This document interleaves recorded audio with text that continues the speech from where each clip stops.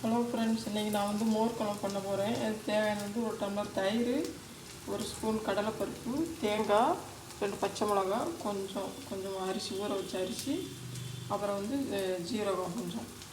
இப்போ இதை எல்லாத்தையும் வந்து மிக்சி ஜாரில் போட்டு அரைச்சிக்கிறோம்.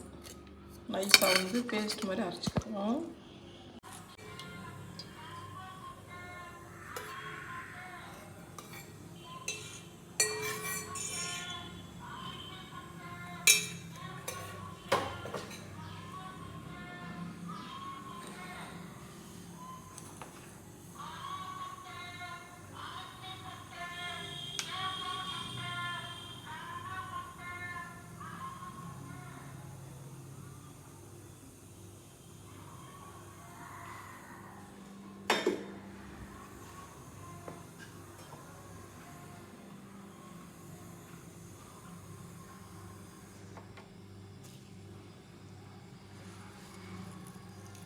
ரெண்டு காஞ்ச மிளகா, கொஞ்சம் கருவேப்பிலை,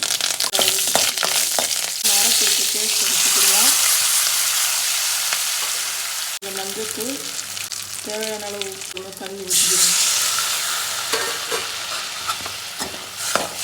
கொஞ்சம் பெருங்காயத்தூள் போட்டுக்கிறோம். ஒரு 3 நிமிஷம் கொதிக்க விடுங்க. அதுக்கடுத்து தயிரை ஊற்றிடுவோம். தயிரை ஊற்றிட்டு இப்படி லேசாக கிண்டி கிண்டிடுவோம். அவ்வளோதாங்க. அடுப்பு ஆஃப் பண்ணிடணும். அப்படியே அந்த முறை கட்டி லேசாக. ரொம்ப வந்து கொதிச்சா தயிர் வந்து தெரிஞ்சிடும், நல்லா இருக்காது. இது வந்து அப்படியே ஒரு பவுலில் மாற்றிக்கலாம்.